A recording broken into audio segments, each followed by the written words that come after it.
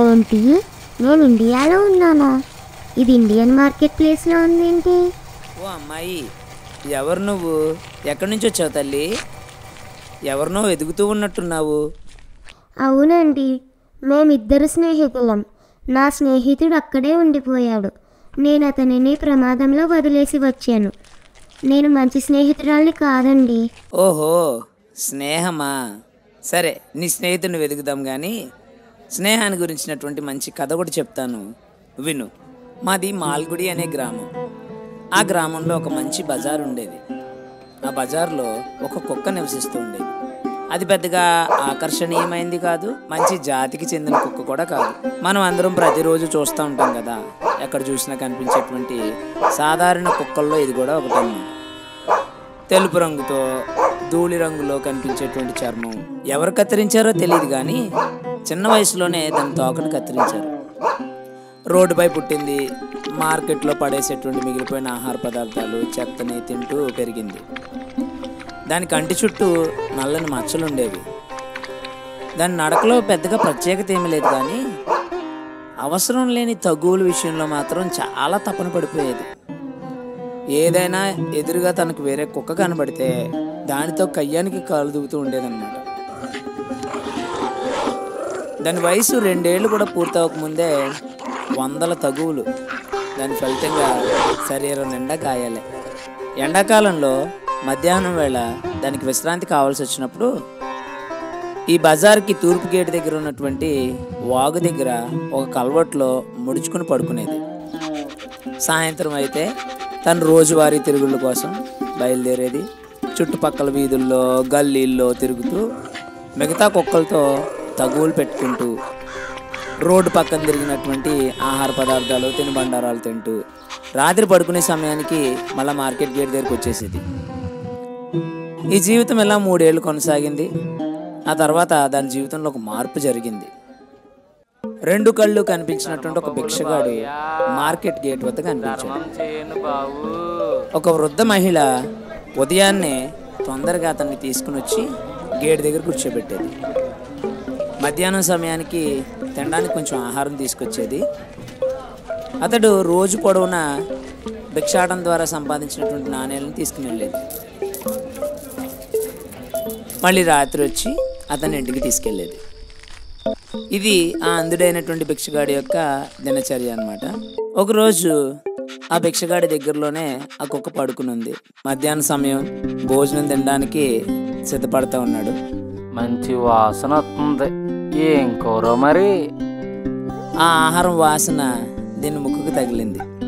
అది లేచి తను ఉన్న చోటు నుంచి బయటకు వచ్చి ఆ అంధుడైనటువంటి భిక్షగాడి ముందు నిలబడి తోక ఊపుతూ ఉంది. అతడు తింటున్నటువంటి పాత్ర వైపు ఆశగా చూస్తూ ఉంది.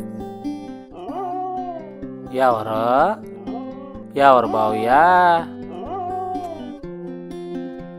ఎంత బాగున్నావో బుజ్జి కుక్క పిల్ల. అతను తింటున్న దాంట్లో ఉన్నటువంటి కొంచెం ఆహారాన్ని దానికి వేశాడు. అది చాలా కృతజ్ఞతతో ఆహారాన్ని భోజనం చేసింది. ఏదైనా మంచి స్నేహం మొదలవడానికి ఇదొక శుభ సమయం అని అనుకోవచ్చు. ఆ రోజు నుంచి ప్రతిరోజు వాళ్ళు అక్కడే మార్కెట్ గేట్ వద్దే కలుసుకునేవాళ్ళు. ఆ కుక్క రోజులో ఎక్కువ భాగాన్ని ఆ భిక్షగాడి పక్కనే కూర్చుని ఉండడానికి అలవాటు చేసుకుంది. ఉదయం నుంచి సాయంత్రం వరకు అతడు ఎలా భిక్ష తీసుకుంటాడో, అసలు అతను ఏం చేస్తాడనేటువంటి విషయాన్ని బాగా పరిశీలన చేసింది. కొద్ది రోజుల్లో ఆ కుక్క అతను చాలా గమనిస్తూ అతను అర్థం చేసుకుంది. అక్కడికి వచ్చేవాళ్ళు ఖచ్చితంగా భిక్షం ఇవ్వాలి. ఎవరైనా నాణ్యాన్ని వేసి వెళ్తే సమస్య లేదు.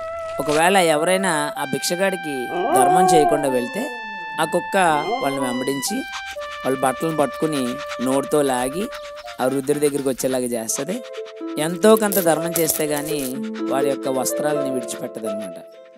సాధారణంగా ఈ మార్కెట్ గేట్ దగ్గర ఉండేటువంటి వాళ్ళలో ఈ భిక్షగాడు ఈ కుక్కతో పాటు ప్రతిరోజు అక్కడ ఉండేటువంటి వాళ్ళు పాత పుస్తకాలు అమ్మేటువంటి ఆయన, అలాగే సెంట్లు అమ్మేటువంటి ఆయన, అలాగే రిబ్బన్లు అమ్మేటువంటి ఆయన అక్కడ ఉండేవారు. రిబ్బన్లు అండి, రిబ్బన్లు, రంగురంగుల రిబ్బన్లు రావాలండి. దీంతోపాటు ప్రతి గురువారం కూడా ఒక తొంటరి పిల్లాడు ఒకడికి వస్తూ ఉండేవాడు. ఆ పిల్లాడు చాలా దుర్మార్గంగా ఉండేవాడు. ఆ భిక్షగాడిని ఆట పట్టించడం ఈ అబ్బాయికి చాలా ఇష్టం అన్నమాట. ప్రతి గురువారం ఈ తొంటరి అబ్బాయి తన తల మీద కీరదోసకాయలు లేదా అరటిపండ్లు అమ్ముకుంటూ వస్తూ ఉండేవాడు. ప్రతి గురువారం మధ్యాహ్నం భిక్షగాడి జీవితంలో ఒక చిన్న సంక్షోభమే. ఇలా జరుగుతుండగా ఒక గురువారం, స్వామి ఈరోజు గురువారం, ఆ కుర్రది వస్తాడు, జాగ్రత్త. ఓరు దేవుడా, ఇవాళ గురువారమా? అయ్య బావోయ్, దు దు ఇదిగో ఓ కుర్రది వస్తాడు అన్న దగ్గరికి రానమ్మకే. కీరదోసకాయలు రావాలమ్మా రావాలి. రే గుడ్డోడా, ఇంకా నటిస్తున్నావా? నువ్వు నిజంగానే గుడ్డోడివి అయితే నేనేం చేస్తున్నాను చెప్పు. నువ్వు గుడ్డోడివి కాదని నాకు తెలుసు, నీకు కూడా తెలుసు. ఇంకెందుకురా డ్రామాలో?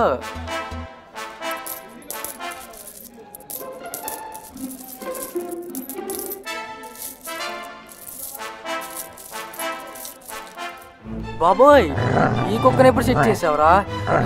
బాబోయ్ బాబోయ్,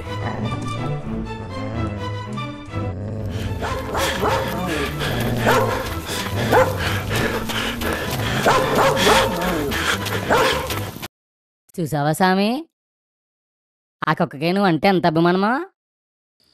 ఒక సాయంత్రం ఎప్పట్లాగే భిక్షగాడి గేటు దగ్గర కూర్చున్నాడు.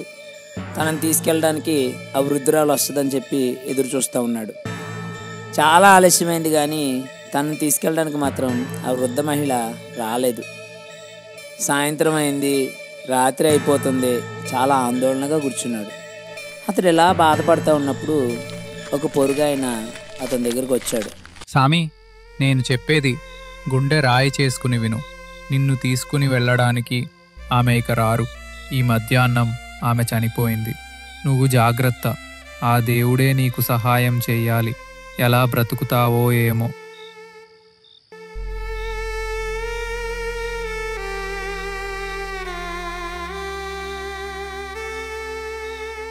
స్వామి ఇబ్బంది పడకు, ఇక ఈ రబ్బం తీసుకో, డబ్బులే ముద్దులే. ఇదిగో దీని నాకు ఒక్క కట్టు, అదే నీకు దారి చూపుతుంది. దానికి నువ్వంటే చాలా ఇష్టం.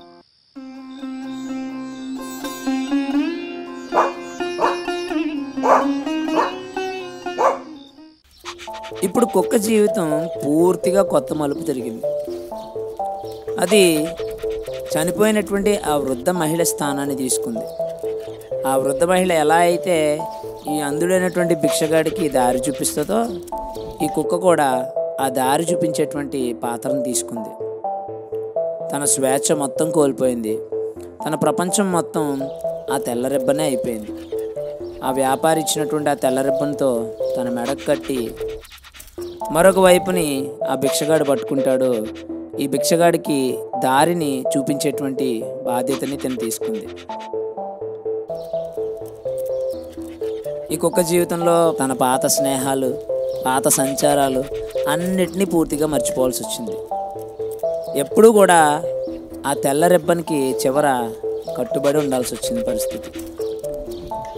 కొన్ని రోజులకి ఈ కుక్క తన సహజ స్వభావాన్ని మొత్తం మార్చుకోవాల్సి వచ్చింది. తను నియంత్రణలో ఉండాల్సిన పరిస్థితి కూడా వచ్చేసింది. ఇతర కుక్కల దగ్గరకు వచ్చి మొరిగినా గర్జించినా వాటిని పట్టించుకోవడం మానేసింది. తన చుట్టూ తిరిగే పరిధి, ఇతర జంతువులతో కలిసేటువంటి ఆనందం అన్నిటినీ కోల్పోయింది. అయితే కుక్కకి జరిగినటువంటి ఈ నష్టం భిక్షగాడికి చాలా లాభం అయింది. ఇప్పటి వరకు ఎప్పుడూ కదలకుండా ఒకే చోట కూర్చునేవాడు. ఎప్పుడైతే ఈ కుక్కని తనను నడిపించేటువంటి సాధనంగా మార్చుకున్నాడో, ఒక చోట ఉండాల్సిన అవసరం లేకుండా భిక్షాటనకి ప్రతి చోటకు తిరగడం వల్ల తనకి అప్పటి వరకు ఎప్పుడూ లేనంత లాభం కలిగింది. రోజంతా భిక్షాటంలోనే ఉండేవాడు. ఒక చేతిలో కర్ర, మరొక చేతిలో కుక్కకి కట్టినటువంటి యొక్క తెల్ల రిబ్బను పట్టుకుని స్కూళ్ళు, హోటళ్ళు, హాస్పిటళ్ళు ప్రతి చోట కూడా భిక్షాటనకి వెళ్తూ ఉండేవాడు. ఈ వృద్ధ మహిళ చనిపోయిన తర్వాత మార్కెట్ దగ్గరలో ఉన్నటువంటి ఒక చౌల్ట్రీ వరండాలో నివసించడం ప్రారంభించాడు. అతను ఉదయం తొందరగా బయటకు వచ్చేవాడు. తను తిరుగుతూ తన ఆదాయం 3 పెరుగుతుందని తను గమనించాడు. అతడు చౌల్ట్రీ వీధిలో నడుస్తూ ఎక్కడ మనుషుల గొంతులు వినిపించినా అక్కడ ఆగి చేతులు చాచి భిక్షం అడిగేవాడు. దుకాణాలు, పాఠశాలలు, ఆసుపత్రులు, హోటళ్ళు ఏ ప్రదేశాన్ని వదిలేవాడు కాదు. ఆగాలనిపించినప్పుడు కుక్క తాడును లాగి సంకేతం చేసేవాడు. మళ్ళా ముందుకు నడవాలనిపించినప్పుడు ఒక ప్రత్యేకమైన శబ్దాన్ని చేసేవాడు. ఆ కుక్కకు అర్థమయ్యేది. వాళ్ళ యొక్క నడక మళ్ళా ప్రారంభించేవారు. ఈ కుక్క మాత్రం తన బాధ్యతని చాలా చక్కగా నడిపించింది. అతని కాళ్ళు ఏ విధమైన ఇరుకున పడకుండా, రాళ్లకు తగలకుండా సహకారిగా ఉండేది. ఈ దృశ్యాన్ని చూసినటువంటి వాళ్ళు ఆసక్తి కలిగి దానం చేస్తూ ఉండేవారు. పిల్లలు చుట్టూ చేరి అతనికి తినడానికి ఏదో ఇస్తూ వెళ్తూ ఉండేవారు. కానీ కుక్క స్వభావం ప్రకారం చాలా చురుగ్గా ఉండే జంతువు. తన అలసట మధ్యలో విశ్రాంతి కావాలి దానికి. కానీ ఆ కుక్కకి విశ్రాంతి లేకుండా పోయింది. ఉదయం నుంచి సాయంత్రం వరకు కూడా అది నడుస్తూనే ఉండింది. ఈ యొక్క భిక్షగాడు దానికి టైగర్ అని పేరు పెట్టాడు. ఎప్పుడైనా భిక్షగాడికి అలసట వచ్చి కూర్చున్నప్పుడే దానికి విశ్రాంతి దొరికేది. రాత్రి సమయాల్లో తన వేలు చుట్టూ యొక్క రెబ్బను పట్టుకుని, నేను అంత ఎర్రను కాదు, వదిలేస్తే పారిపోతావు, అందుకే ఈ రిబ్బన్ పట్టుకుని పడుకుంటాను. పడుకో, పొద్దున్న లెగాలి, చాలా పని ఉన్నది. ఇలా జరుగుతూ ఉండగా ఈ భిక్షగాడికి డబ్బు సంపాదించాలనేటువంటి కోరిక చాలా తీవ్రం అయిపోయింది. విశ్రాంతి అనేటువంటిది ఆ యొక్క మూగజీవానికి లేకుండా, సమయం వృధా పోకుండా మనం డబ్బులు సంపాదించాలనేటువంటి లక్ష్యంతోనే ముందుకు నడుస్తూ ఉండేవాడు. రోజంతా నడవాల్సి వచ్చేది ఆ కుక్క. ఒక్కొక్కసారి అది కదలలేని స్థితి వచ్చేది. ఇలాంటి సమయాల్లో ఆ కుక్క కొంచెం నెమ్మదిగా నడిచింది అనుకోండి, ఊరికే మూలక్కో, అన్నం పెడుతున్నాను కదా నేను, కర్రతో కొట్టడం, తిట్టడం ఇలాంటి పనులు చేసేవాడు. ఆ కుక్క నొప్పితో ఏడ్చేది. దాని మనసులో ఆ బాధను చెప్పుకోవడానికి గొణుగుతూ తనలో తానే బాధపడేది. ఎన్ని అనుకున్నా ఆ కుక్క బలవంతంగా నెమ్మదిగా మార్కెట్ అంతా తిరుగుతూనే ఉండేది. రాత్రి సమయాల్లో అలిసిపోయినటువంటి యొక్క కుక్క ఏడుపు జనానికి వినిపిస్తూ ఉండేది. తన పాత స్వరూపాన్ని పూర్తిగా కోల్పోయింది. నెలలు గడిచే కొలది బక్క చిక్కిపోయింది. ఒక సాయంత్రం మార్కెట్లో రద్దీ తగ్గిపోయిన తర్వాత ఈ రిబ్బన్లు అమ్మేవాళ్ళు, పాత పుస్తకాలు అమ్మేవాడు, సెంట్లు అమ్మేటువంటి వాళ్ళు ముగ్గురు కూర్చుని, వాడు దుర్మార్గుడు అయిపోయాడు, ఆ బెచ్చగాడు వడ్డీకి తిప్పుతున్నాడు అని డబ్బులు, ఆడంత సంపాదిస్తున్నాడు. ఆ కుక్క పరిస్థితి చూస్తే చాలా బాధగా ఉంది. మనం ఏదోటి చేయాలి, ఖచ్చితంగా ఏదోటి చేయాలి. రోజులాగే ఈ యొక్క భిక్షగాడు ఆ కుక్కతో కలిసి ప్రయాణం చేస్తూ వెళ్తూ ఉన్నాడు. అక్కడ రోడ్డుపై ఒక ఎముక ముక్క పడింది. ఆ కుక్క దాన్ని తీసుకుని తినడానికి ప్రయత్నిస్తుంది. ఇలా ముందుకు కదలడం వల్ల అవతల వైపు తాడు పట్టుకున్నటువంటి అందుడు పడిపోయాడు. అది అతడి చేతికి నొప్పి కలిగించింది. కుక్కను గట్టిగా తన్నాడు. కుక్క నొప్పితో అరిచింది. కానీ ఆ ఎముకను ఆకలితో ఉన్నట్టుంది, వదలకూడదు అని దాన్ని మళ్ళా పట్టుకోవడానికి ప్రయత్నం చేసింది. ఆ భిక్షగాడు తిడతా ఉన్నాడు. ఈ లోపల ఆ సెంట్లు అమ్మేటువంటి వ్యక్తి తను తెచ్చినటువంటి కత్తిరితో ఆ తెల్ల రిబ్బన్ని కత్తిరించేశాడు. కుక్క ఒక్కసారిగా ఎగిరి దూకి ఆ ఎముకను పట్టుకుంది. అందుడు తను ఉన్నటువంటి ప్రాంతంలో పడిపోయాడు. అక్కడి నుంచి వెనక్కి తిరగకుండా పారిపోవడం ప్రారంభించింది. ఆ కుక్కకి ఇప్పుడు తను కోల్పోయినటువంటి స్వేచ్ఛ తిరిగి వచ్చింది. చాలా వేగంగా పరిగెత్తు వెళ్ళిపోయింది. గుంటల చుట్టూ తిరుగుతుంది. తన ముక్కుతో వాసన చూస్తూ సంతోషంగా తిరిగింది. ఇతర కుక్కల మీద దూకింది. మార్కెట్ చౌరస్తా మధ్యలో ఉన్నటువంటి నీటి ఫౌంటైన్ ఉంది, దాని చుట్టూ తిరుగుతూ సంతోషంగా, దాని కళ్ళల్లో ఆనందం మెరుపులు చాలా సంతోషంగా ఉన్నాయి. మళ్ళా తనకి ఇష్టమైనటువంటి ప్రదేశాలకు వెళ్ళింది. మొత్తం అంతా ఆ మార్కెట్ అంతా తిరుగుతూ తన యొక్క స్వతంత్రాన్ని అనుభవిస్తూ ఉండింది. మరొక వైపున ఈ భిక్షగాడు కింద పడిపోయి, టైగరా టైగరా ఎక్కడున్నావే? బావయ్యా నా కుక్క ఎక్కడుందో చూసారా? కొంచెం చూసుంటేనే తీపెట్టండి బావయ్యా. నా కుక్కను చూసారా బావయ్య? నా కుక్కను కొంచెం ఎత్తి పెట్టండి బావయ్య. దాన్ని తీసుకురండి బావయ్య, చంపేస్తాను దాన్ని.